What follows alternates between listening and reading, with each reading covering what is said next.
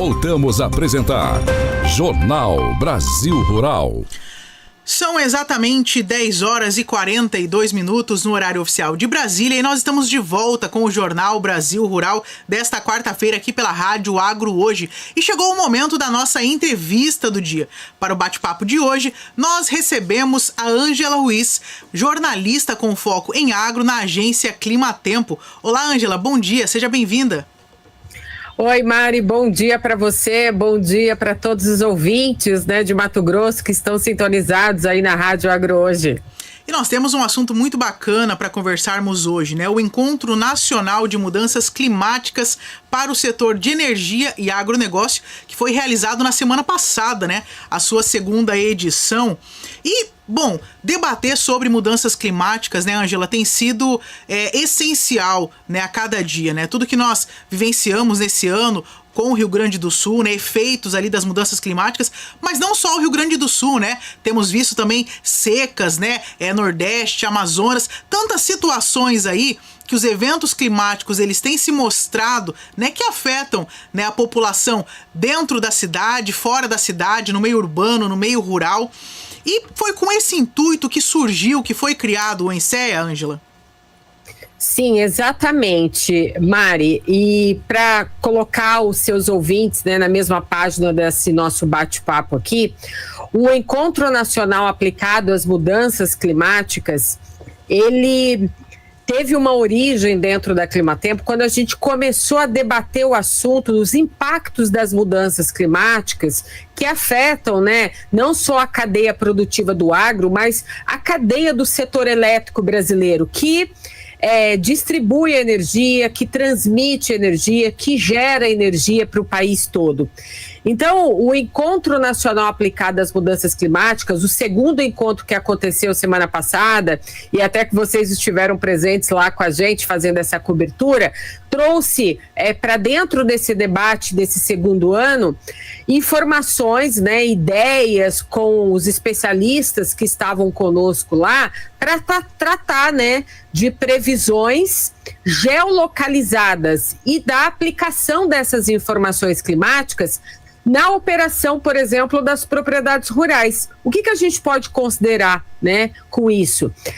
Considerando que a gente tem várias culturas espalhadas pelo país sendo produzidas e a realidade local, de cada estado, de cada micro-região, a gente precisa levar essas informações para os produtores rurais para que a gente possa desenvolver ações para ajudar a mitigar e adaptar os impactos que as mudanças climáticas trazem para esse setor do agro, por exemplo. Eu acho que você deve se recordar, Mari, que o Mato Grosso, na última safra de soja, teve problemas com veranico, com estiagem, A soja teve um impacto com essa estiagem que ocorreu no estado de Mato Grosso. Outros estados brasileiros, como o Rio Grande do Sul, que você comentou, também teve impacto já com excesso de chuva.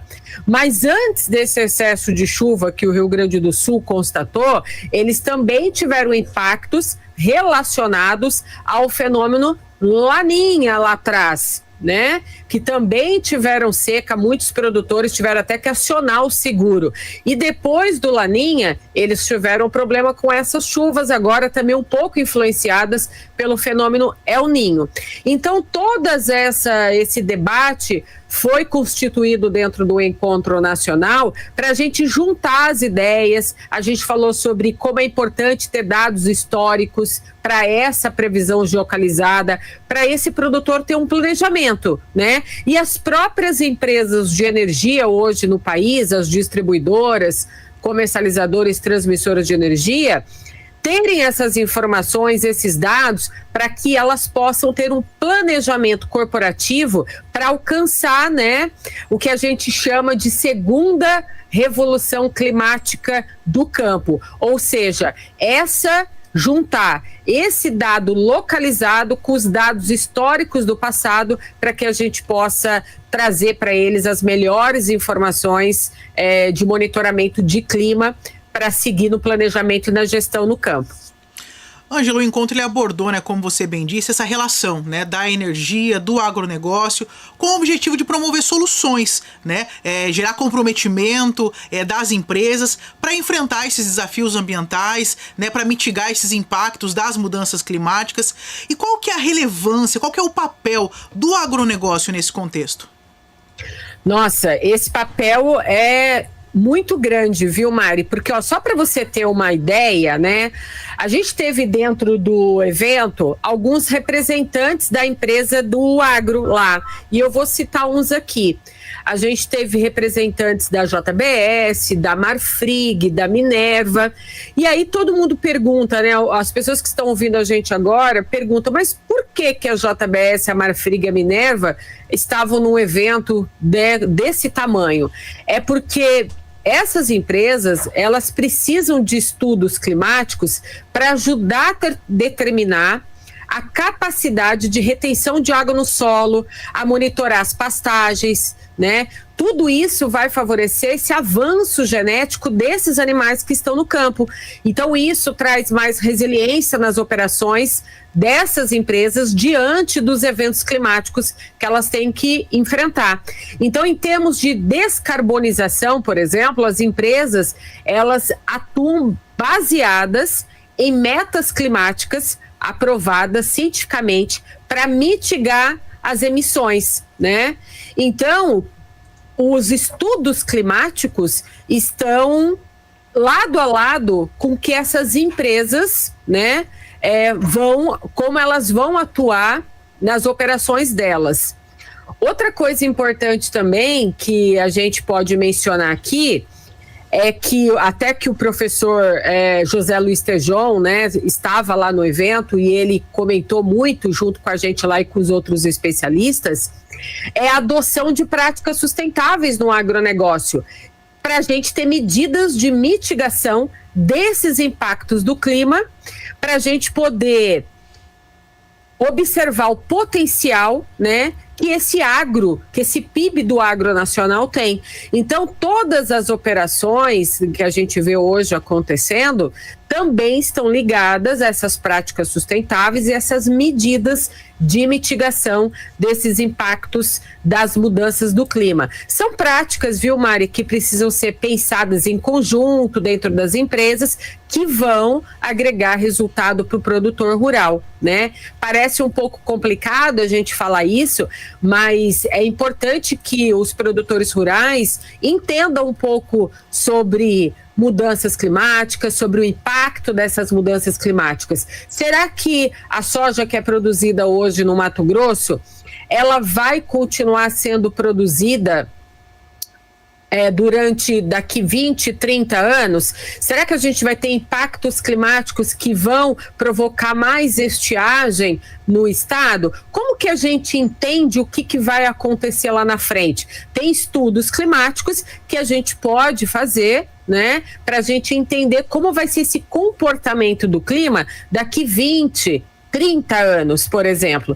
Então, se a gente pode estudar esses movimentos, os impactos do clima, isso nos traz mais bagagem, né, mais informações para a gente enfrentar esses impactos e esses eventos extremos que a gente vem observando cada vez com mais frequência. Nós estamos recebendo para a entrevista do dia a Ângela Ruiz, ela que é jornalista com foco em agro na agência Climatempo. E eu te pergunto, Ângela, o primeiro relatório do Comitê do Clima ele foi apresentado nesse segundo encontro. E qual que é o papel desse comitê? E quais resultados foram divulgados no encontro? Vamos lá. O papel desse comitê é trazer, né, esclarecer, trazer aí informações do que foi falado dentro do encontro. Então, esse ano, junto com o pessoal do agro e de energia, que a gente estava lá, a gente constatou, né, nesse evento todo, nesse relatório de clima, que é o seguinte: a meta de impedir que os termômetros ultrapassassem 1,5 grau acima dos níveis pré-industriais, isso estabelecido lá no Acordo de Paris, em 2015, ainda não foi cumprido totalmente, né? No último dia 22 de julho, antes do ensaio acontecer, que foi no dia 25, a gente viu as notícias aí sobre a temperatura média global diária que alcançou recordes, né? De 17,15 graus. Então, isso mostrou que o aquecimento global está avançando. Os eventos extremos estão cada vez mais recorrentes e intensos. Então, o que aconteceu? Dentro desse cenário que a gente viu dentro do Encontro Nacional Aplicado às Mudanças Climáticas, a gente observou que esse cenário todo vai exigir adaptação urgente para a gente mitigar as emissões de carbono. Tá? Então, os especialistas, durante o Encontro Nacional de Mudanças Climáticas, que foi realizado pela Climatempo, já constatou que todo mundo vai precisar ter adaptação aí para mitigar essas emissões de carbono. Por exemplo, Mari, para a gente hoje, é fundamental hoje que os programas dentro das empresas, até de compliance dessas organizações, contemplem ações para mapear os riscos climáticos e adotar medidas que vão promover essa transição energética e a descarbonização. Isso foi um dos itens que o comitê observou, né, ao longo do evento e que está lá registrado. Os impactos das mudanças climáticas hoje eles são visíveis, não só no agronegócio, mas no setor de energia. E o agro não funciona sem a energia no campo. Então, no segmento de transmissão de energia, hoje a gente vê as linhas, né, de transmissão de energia. Acho que quando você viaja aí por Mato Grosso e por outros estados brasileiros, você vê aquelas grandes torres de energia, né, no meio do campo. Aquelas linhas, elas estão sendo impactadas por vento, né, ventos cada vez mais velozes, por descargas elétricas, os famosos raios, né, por incêndios, por erosões, que isso tudo causa o desligamento e prejuízo, não só para a empresa de energia e para a sociedade, mas para o produtor rural que está lá no campo. Então, quais são as medidas de adaptação que essas concessionárias de energia que estavam lá com a gente vão incluir dentro desses estudos climáticos futuros, dentro dos projetos deles? Como que eles vão proteger esses ativos e vão manter essa operação dessa energia chegar não só nos grandes centros urbanos, mas lá no campo? Então, não basta hoje só olhar apenas para o histórico de evento, por um cenário que já está mudando e para o aquecimento global, se antes a gente não tiver análises, modelos meteorológicos futuros que ajudem a gente a fazer essas adaptações e essas medidas de mitigação desses impactos também nas linhas de transmissão. Então, assim, durante a conversa se constatou, né, que a gente vai precisar ter investimentos na área de infraestrutura. Infraestrutura para essas linhas de transmissão. Então, a geração elétrica brasileira hoje, ela é 90% renovável, mas elas são necessárias mais linhas de transmissão para ajudar a promover a transição energética nacional, né? Limpando esse consumo nos grandes centros urbanos. Então, para contribuir com as questões de transição energética hoje no país e de descarbonização, esse segmento da transmissão de energia vai necessitar de mais infraestrutura para levar essa energia renovável aí gerada no norte e no nordeste do Brasil para outros grandes centros de consumo, como a região sul, a região sudeste e a região centro-oeste. Então, isso foi uma das constatações que o Comitê de Clima, junto com os especialistas que estavam lá com a gente, trouxe para dentro do comitê. Isso e mais outras também, né? Que se a gente for ficar aqui falando, eu vou ficar mais de 1 hora aqui com você falando o que foi feito lá dentro do comitê. Mas olha, Mari, foi um evento muito bacana, porque trouxe essa luz, né, para as pessoas que estavam lá e que participaram. E é claro, o comitê vai continuar trabalhando aí nessas informações. A gente pretende trazer mais discussões, né, e trazer o pessoal também do governo que estavam lá com a gente, mas trazer mais luz para essas informações e ajudar nesse planejamento. Ângela, o INSEE ele foi realizado no Parque de Inovação Tecnológica, né? Um ambiente de muita tecnologia, de inovação, de empreendedorismo, né? Onde ali tem muitas startups, né, reconhecidas a nível mundial. E ali na cidade de São José dos Campos, né, em São Paulo. O que representa essa parceria da Climatempo com esse Parque de Inovação Tecnológica, pensando nisso, né, de inovação, de tecnologia, de aquilo que pode se servir dessas informações para mitigar todas essas questões de impactos climáticos?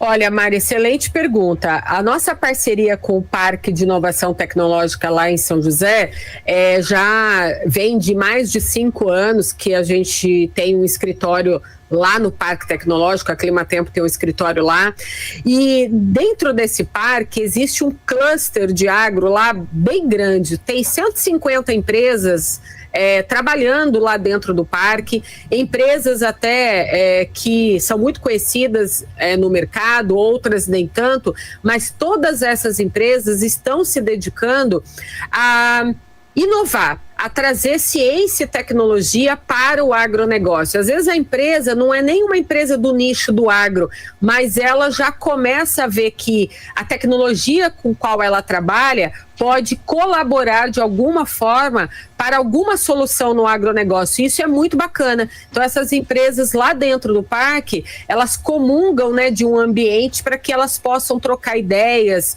trocar soluções, inovações, para que possa ser algo assim bastante disruptivo, no sentido da gente achar também outras soluções pro agro, né?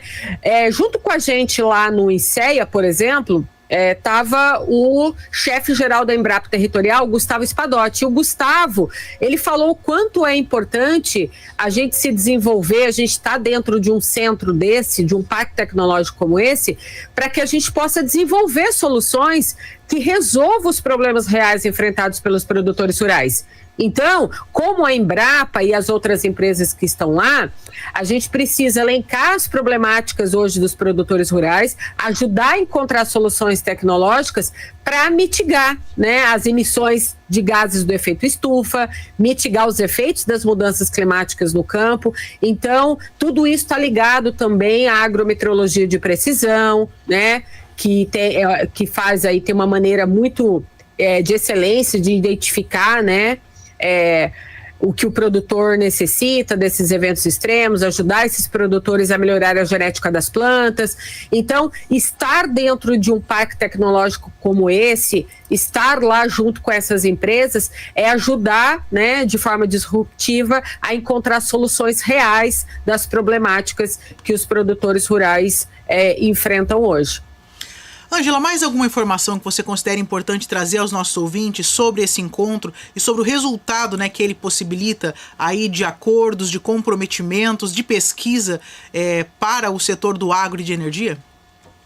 Olha, Mari, só mais uma coisa que eu queria mencionar aqui, é que a gente falou sobre isso lá dentro do INSEA. No ano passado, né, a gente teve mais de 10 mil quilômetros de linhas de transmissão que foram leiloadas para fazer uma conexão, né? E foi um desafio implementar novos projetos de tecnologia de baixo carbono e uma infraestrutura adaptada a essas mudanças climáticas. A Ana Carolina Davi, que é gerente de comunicação e sustentabilidade e relações institucionais da ISA-CETEP, ela comentou que eles vêm realizando estudos para adotar medidas adaptativas, né, a esses projetos.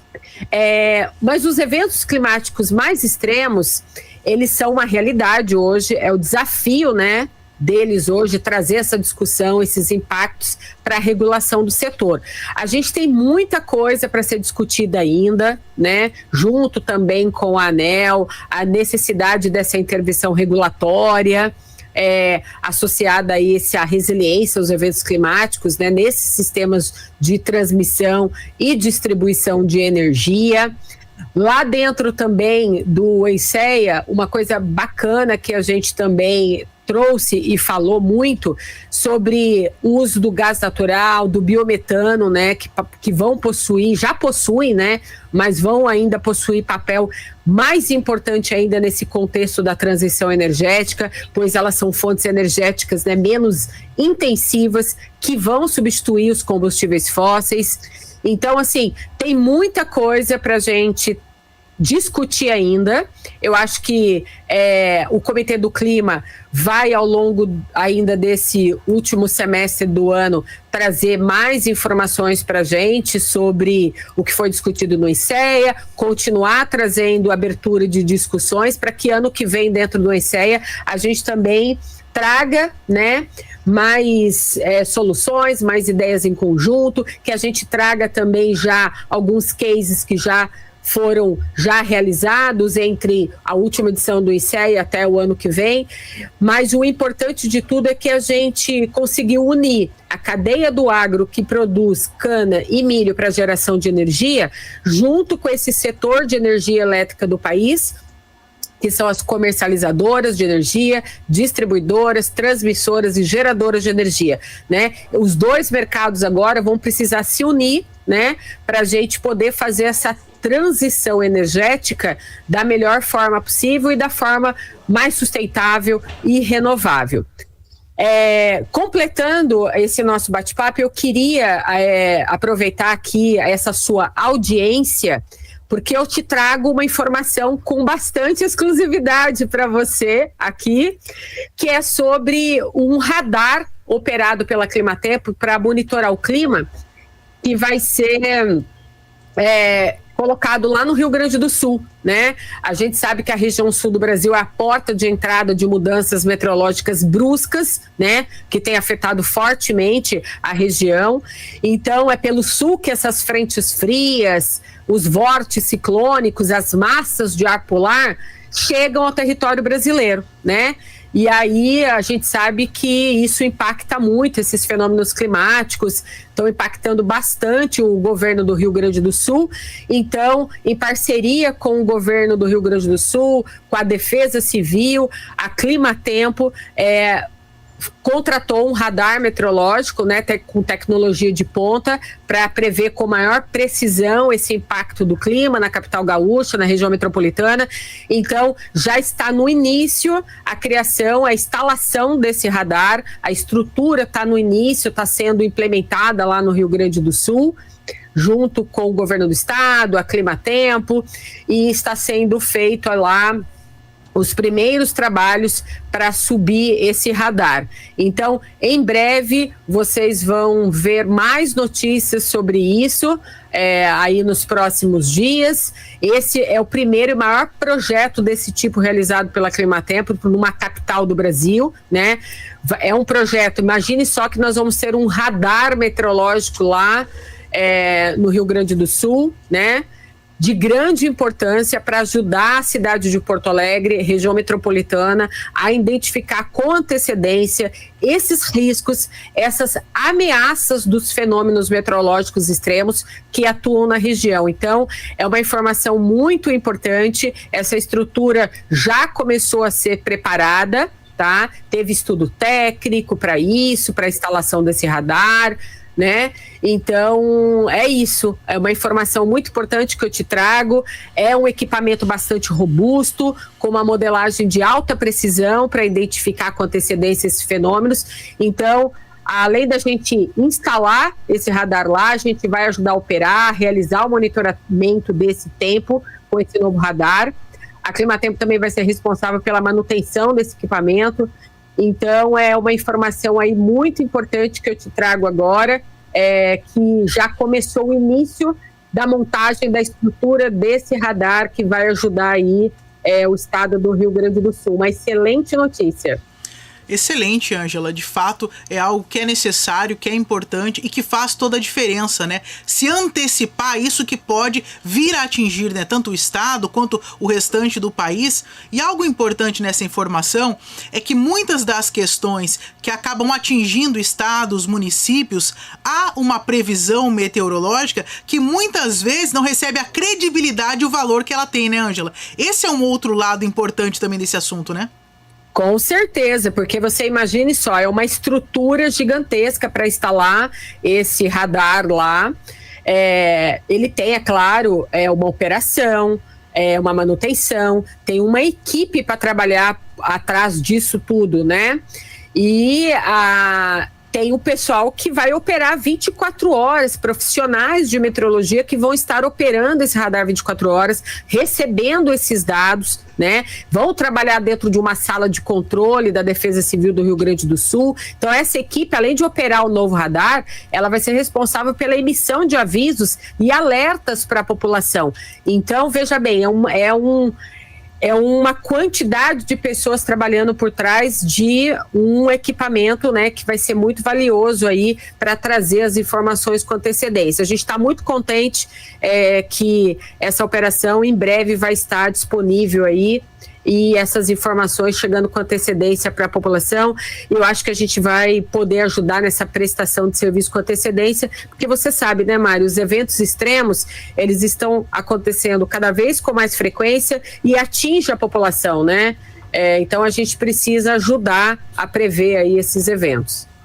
Perfeito, Ângela. Muitíssimo obrigada, né, pelas suas informações sobre o ENSE e também sobre essa novidade aqui em primeira mão para a Rádio Agro hoje. Muito obrigada por essa informação. Podemos levar isso aos nossos ouvintes, né? Nós que noticiamos tanto esses eventos climáticos que atingiram o Rio Grande do Sul, né? Estivemos fazendo uma cobertura sempre incisiva sobre isso para noticiar, para falar tanto do apoio e do auxílio que o Estado precisava. Então, trazer essa notícia, né, desse monitoramento do radar da Climatempo ali no Rio Grande do Sul, também é algo muito importante para os nossos ouvintes. Então fica aqui o nosso muito obrigada por essa entrevista hoje.